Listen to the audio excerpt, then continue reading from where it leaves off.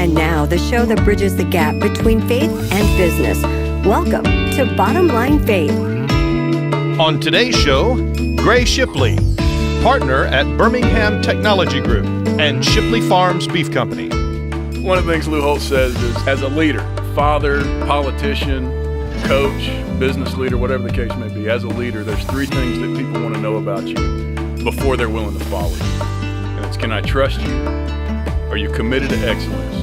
And do you care about me as a person? And if you can say yes to those three things, people will go through the wall for you.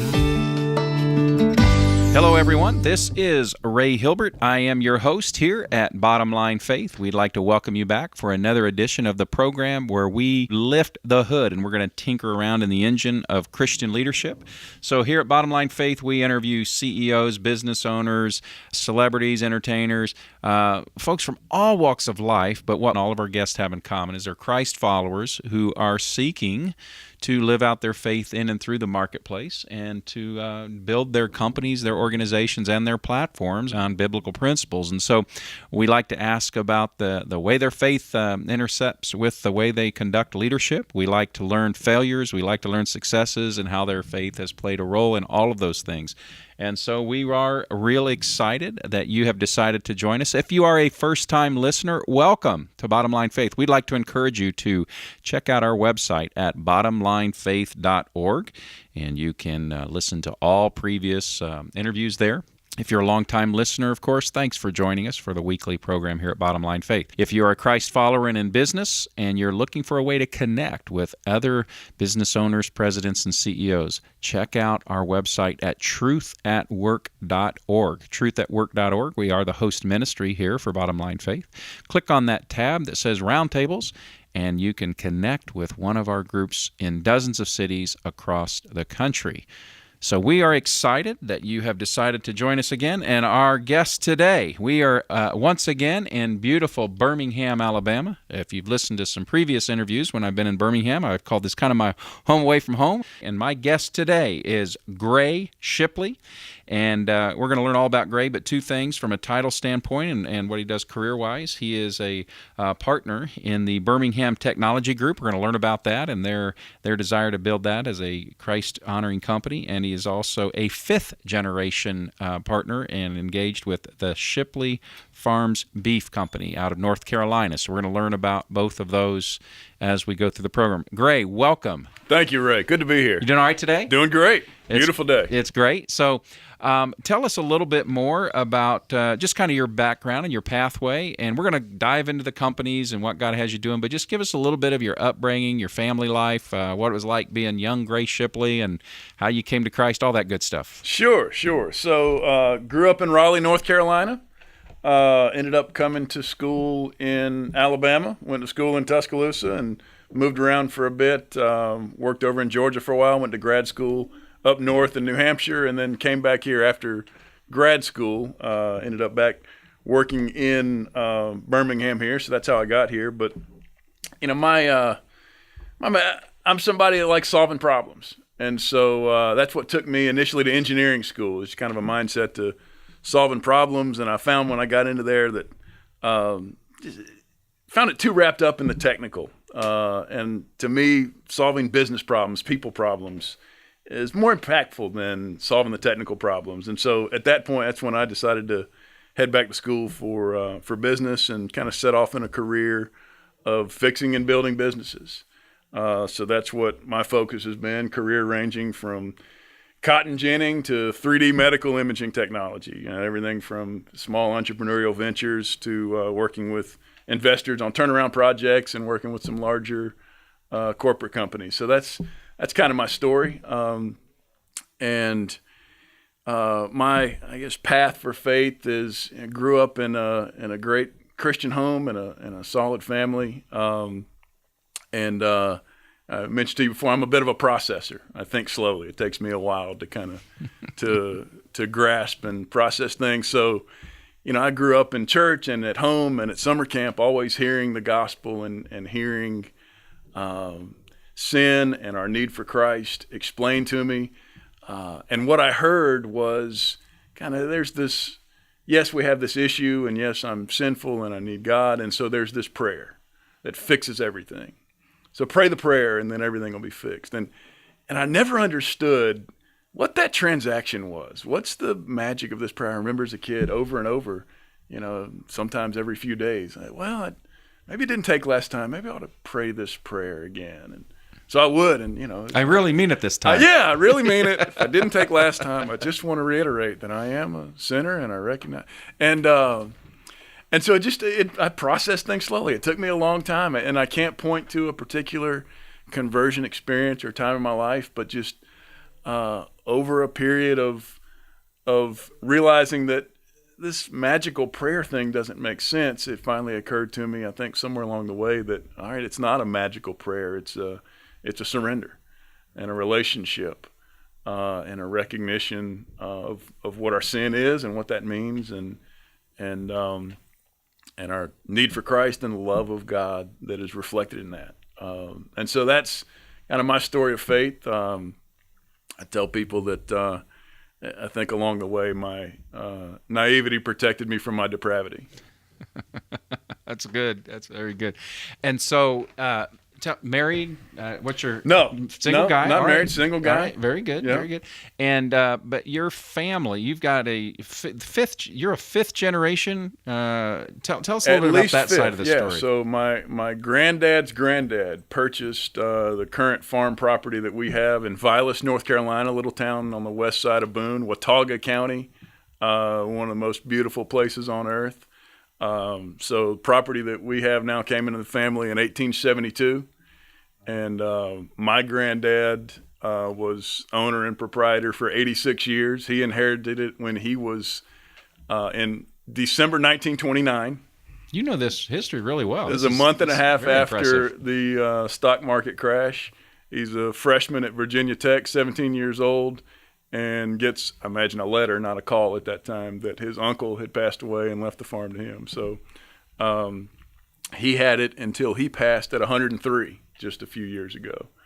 But I had the benefit of being a business partner with my granddad for a few years, and just working on investing in the family business, and still get to work on it with my dad, which is just a tremendous privilege. He is the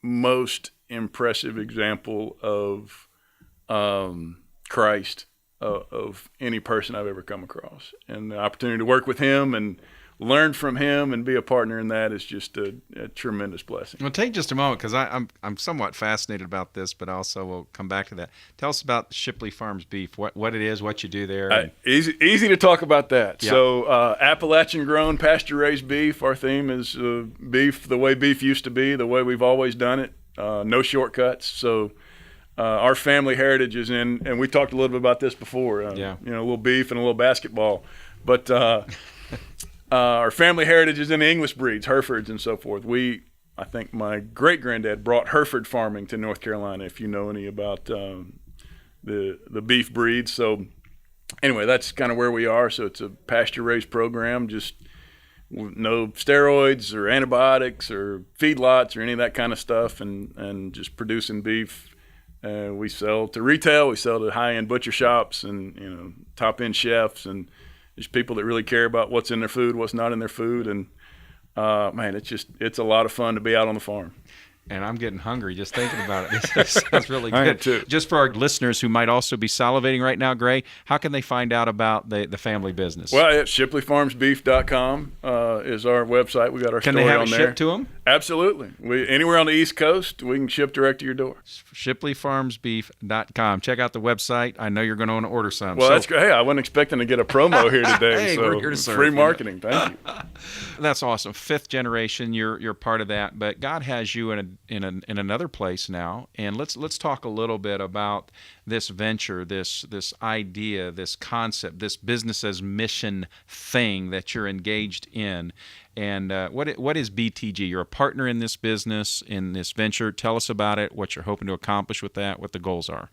Sure. So this comes out of really a really neat group network of businessmen and investors that has formed here in Birmingham over the past 10 or 12 years.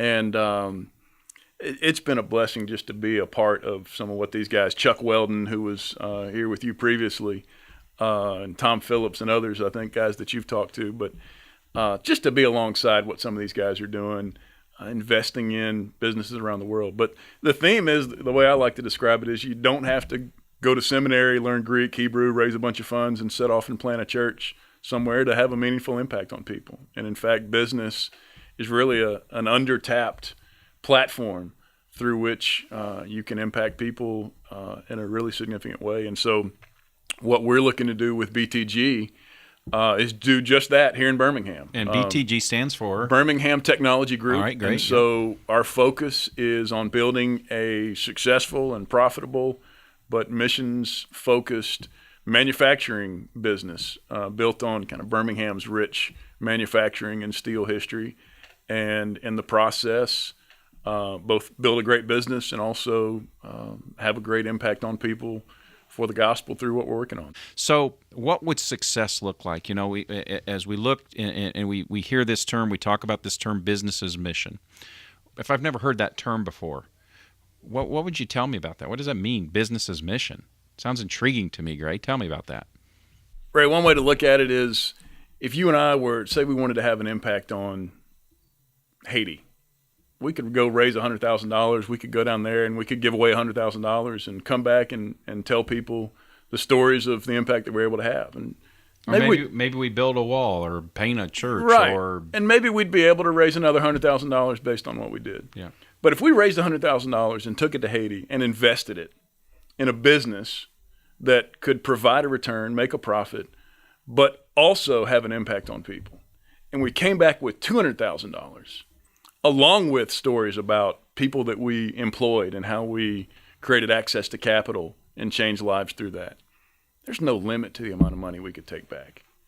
And it's not just about money, but it's about a sustainable model. You know, so much of, I love the book When Helping Hurts, that talks about, a great book if you haven't read it, just talks about how so much well-meaning effort that really the West has put out into the world has been more harmful than helpful. And so it's not a sustainable model, saying just the Western world is going to continue to support and send money and send resources and create dependencies and address people's needs for them, instead of helping to empower and create opportunity and allow people the dignity of solving their own problems and addressing their own needs through having that assistance and facilitation and access to capital and opportunity that we do have here in the West. And so that's, in a sense, a better thing to export. So what I hear in that, there's just this a biblical worldview of stewardship and leveraging of resources. Jesus gives the story of the talents, right?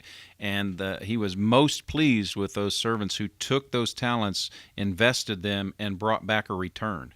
That's what I hear you talking about right here. Absolutely. So that there's a real biblical principle at play here. And so, this company is an idea about, you know, reaching vendors and even competitors, frankly, but customers and the marketplace, and modeling Christ, but actually bringing a return so we can reinvest it and reinvest it and reinvest it into kingdom and to people. That's what I'm hearing.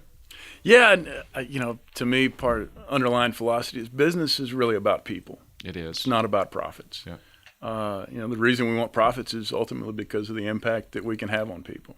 If I gave you a wheelbarrow of cash, so you can have as much as you want, the only thing you can't do is spend it or give it away. It's really pretty useless, right? Mm-hmm. So that's philosophy there about just what we're really trying to do. Yeah, I love it. I love it.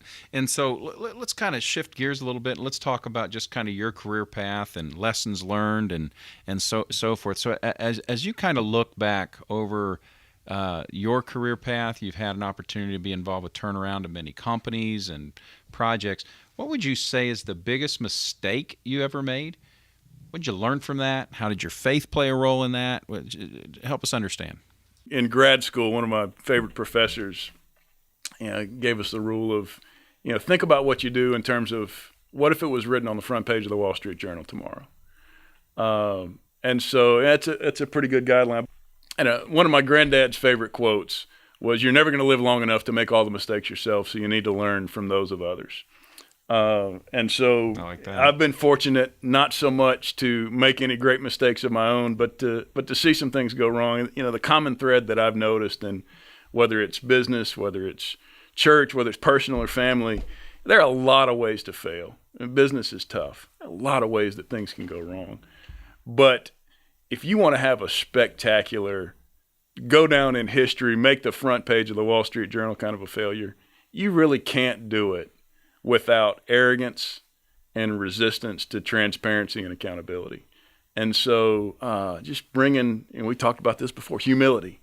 Just coming to it with humility and having that mindset is really what helps you prevent that and avoid those colossal mistakes. And then, hopefully you're able to learn from the smaller ones as you go along. Yeah, that's really good. And so one of the things that we define as success here at Bottom Line Faith is that if there's just one person listening, they're listening to this conversation right now, and they just hear a word that encourages them or maybe helps them just move one step beyond where they are, helps them overcome a fear. Maybe God's given them a dream, a vision, or an idea, and something's been holding them back, and just something they hear in this conversation is going to spur them on to take that step, to take that leap of faith. Then that's success for this program, right? Sure. So if someone is listening right now and maybe they have a hard time coming to a point of humility, and you talked about you hope that you don't make the kind of mistake that's so big and so bad that lack of humility caused you to get there, if that makes sense. So what word of encouragement would you have for somebody who's maybe wrestling with right now this whole issue of humility? They don't even know it. That's the hard part, right? They don't even know it. Yeah. What would be a warning sign? What would be something they should look out for to indicate they don't have it and they may be heading toward a fall? You mentioned success, how you define success. Kind of a pet peeve of mine is success is not an absolute term. Success is a relative term. You're successful at what you set out to accomplish. You're not successful in just kind of a nebulous, generic kind of a sense. And so the idea that you start with why. You identify what is your purpose. When you get up in the morning, what is it that you're setting out to accomplish? Or one of Jonathan Edwards' quotes was, he was resolved to live as I will wish that I had lived when I come to die. Identify with that purpose. And so if you take a hard look at, right, what is my purpose? What am I really trying to accomplish? Then you're going to see, all right, if I'm driven by arrogance, then my purpose is in furthering my own identity, my own recognition, my own wealth, my own prosperity. And if that's what's driving you, then you really need to take a harder look at that and understand, suppose you get to the end of life and that's what you've really invested in. Where is the meaning in that? Yeah. Maybe in some of our common languages, like now, live with the end in mind, right? Right. Play that Right. movie to the end, and then each day live according to that ideal turnout, right? Right. And so, some of you may or may not be familiar with this, where this story came from, but the Nobel Peace Prize. And I'll have to share this story. Alfred Nobel, a lot of people may or may not know this, he invented TNT, dynamite, right? And so what happened was he had a twin brother who died. But Alfred Nobel's hometown newspaper actually accidentally published Alfred's obituary, not his brother's. Wow. So he opens up his newspaper and he reads his own obituary.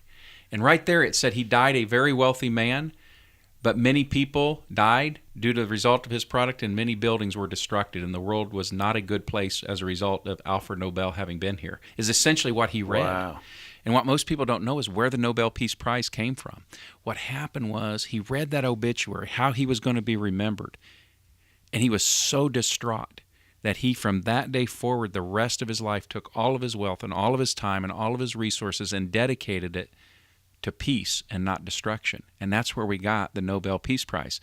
So Alfred Nobel had the chance to see how he was going to be remembered and change the course of his life.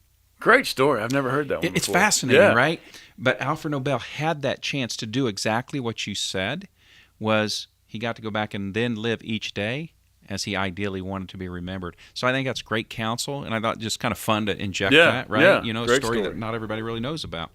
Well, let's then talk about, you're still a fairly young guy, I think. Yeah, feel that way. Good. What do you see in your generation and in this upcoming generation that they're getting it right? Maybe they've got some perspectives that are a little different than the older generation. And then what advice would you give to the younger generation about maybe what they need to focus on or tweak? Two things come to mind. One is, and we talked a little bit about basketball before. You're from Indiana. I'm from North Carolina, both great basketball states. Arthur Ashe had a quote, "Success is undramatic."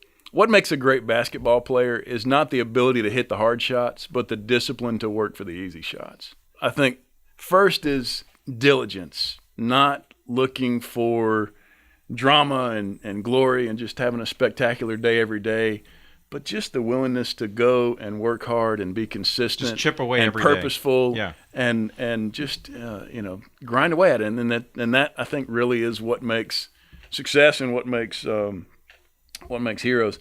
And the other is, I think, especially for us as believers, don't compromise on quality. There's often, I think, too much of a mindset that, well, faith kind of gives us an excuse a little bit. Well, I call this spiritualizing sloppiness. I like that. Sloppy grace. I like that. Yeah. People don't want to buy a sandwich because it's a Christian sandwich. That's right. People want to buy a sandwich because it tastes good and it's good quality. And so, let faith raise our bar, not lower it.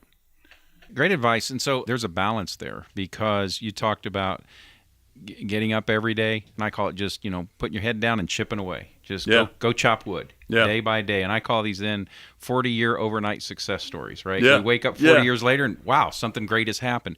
So you combine that of just being willing to get up and do the small things, be faithful in the small things, but doing them with excellence. Yeah. And that's a great recipe. And I think that's great advice. And I also hear you say that one of the things you admire about this next generation of leaders is that they're willing to kind of challenge the status quo. I know my generation, it was kind of like, just go out and have a great career path, make a lot of money, and retire. Yeah. And I think that our younger folks are challenging that status quo, and I think that that's a good thing, right? Yeah, absolutely. And one other thing that comes to mind, I'll add, you can tell I'm a guy who likes quotes. Lou Holtz. One of the things Lou Holtz says is, as a leader, father, politician, coach, business leader, whatever the case may be, as a leader, there's three things that people want to know about you before they're willing to follow you. And it's, can I trust you? Are you committed to excellence? And do you care about me as a person? And if you can say yes to those three things, people will go through the wall for you. And if you can't, then, you're not going to inspire and you're not going to get people really behind you. And so it's back to what we talked about before, right? Business is about people. And so just focus on the people that you impact and how you impact them and creating those relationships, I think is really important. That's fantastic. So if you don't mind, I want to ask you to repeat that again because, we know that our listeners sometimes are taking notes and following along. Sure. What were those three components, those three questions that Lou Holtz said were paramount to leadership? Three things people want to know about you as a leader. Can I trust you? Are you committed to excellence? And do you care about me as a person?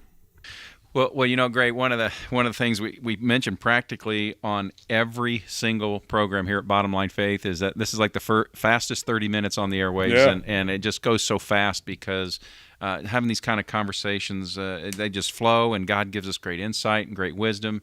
I know they go fast for me. I hope they go fast for you, and I know they go fast for our audience. So, one of the things that we want to make sure we do at the end of every interview, and believe it or not, we're at that time frame, is we have one question that we ask every guest to address, and we call it our 423 question. And if you're a longtime listener here at Bottom Line Faith, you know this is how we end every program. And so it's based out of Proverbs chapter 4, verse 23, where Solomon, who was the wisest man who ever lived, he gives us all the Proverbs and much in the Ecclesiastes, and he really gives us the foundational principles for living life, And but he comes to this, and there are many biblical scholars, Gray, that believe this is a statement that comes from him at the end of his life. Mm-hmm. And kind of the picture is he's gathered his loved ones around, and he's kind of given that last season address, and he's saying, look, I've given you all these truths, I've given you all these principles. However, there's one thing I want you to remember above everything else. Above all else, Proverbs 4:23, above all else, guard your heart, for from it flows the wellspring of life. So as we mentioned, you're still a fairly young guy, but let's just fast forward that clock towards the tail end of your time this side of eternity, and you have a chance to gather your family, your friends, your loved ones, those who are most precious to you, and you have a chance to pass along that one piece of advice that you want to be what you're remembered as. Above all else, fill in the blank for me. At the risk of sounding like a Baptist preacher here, I've got 3 points. No, I think we've covered a couple. That's all right. One is start with why, live life with purpose. 2 is humility, use that Wall Street Journal rule. But the one we haven't covered is, we still kind of have it, business is about people. One of the things that I try to integrate in any company that I'm leading is leave everyone you touch better off than you found them. And just keep a focus on the people that you're investing in, the relationships that you have, and how you have an impact on everyone, whether it's an employee, a vendor, a customer. If it's somebody that comes in and interviews and you don't even hire them, just have a mindset that I want that interaction to leave that person in some way better off than I found them. I mentioned to you I like solving problems and have a bit of a knack for that and enjoy business. So I've had the opportunity to get involved with a group called the Freedom Business Alliance. Traveled just a few months ago to their global forum conference that they put on in Thailand, and just had a chance to go over there and work with some small businesses that are spread out across Asia. And the Freedom Business Alliance is a business's mission organization that's specifically focused on creating jobs and economic development to combat human trafficking, which really to me is the face of evil in our world today. And so to see what they're doing, and some really neat businesses, small entrepreneurial businesses, some larger successful businesses as well, that are just working to create jobs, to give women other opportunities to stay out of a human trafficking situation, or in many cases, people that have been there because they didn't have other opportunities or because they were forced. If they're able to leave, they're often rejected by their families and by culture and community, and just don't have a lot of place to go. And so that's business and jobs and economic development is a really powerful tool to impact even something like human trafficking. And so the FBA, Freedom Business Alliance, what they're doing has been neat to be involved in. And it was just a lot of fun to be able to go over and just work through some of their business problems and help them understand, how do I raise the bar? How can I just be great at what we do in business, provide value to customers, and create something that can be sustainable? So a lot of fun and a great trip and a great organization. Folks, we have had the incredible privilege on today's episode of Bottom Line Faith of speaking with Gray Shipley, partner in several businesses, but 2 that we've talked about today are BTG, Birmingham Technology Group, and Shipley Farms Beef. And so you can check out and learn about Gray on his LinkedIn profile. That's Gray Shipley. Gray Shipley, Shipley, and you can learn about BTG and Shipley Family Farms Beef and all those wonderful things that he's involved with. It gives me great encouragement to know that I consider you like a next generational leader. That's a compliment, right? It gives me great encouragement to know that God is raising up leaders like you in business and in leadership. And I just want to tell you thank you for your faithfulness and thanks for your time on the program today. Hey, Ray, thanks for having me. Don't quite understand why you need me here, but it's been a pleasure to be a part of it. Well, here's the deal. Here's what we say. Somebody today listening to this is going to be encouraged by your story. One of these quotes, one of these principles that you lead and live by is going to be the blessing. So we know that God's got that in store. So, well, thank you. Thanks so much for being here. Well, folks, this is Ray Hilbert, your host here at Bottom Line Faith. Let me just remind you once again to check out our website at bottomlinefaith.org. The host ministry here is Truth at Work. Check us out at truthatwork.org, truthatwork.org. If you're a Christ-following business owner, leader, president, CEO. Well, until next time, this is your host, Ray Hilbert at Bottom Line Faith. Go out and live your faith in the marketplace and be an encouragement to all those that God brings into your pathway. This is Ray Hilbert saying so long, and God bless. Bottom Line Faith is brought to you by Truth at Work. If you'd like to hear about new episodes or listen to past episodes, visit us online at bottomlinefaith.org. You can also subscribe to the show through Google Play and iTunes.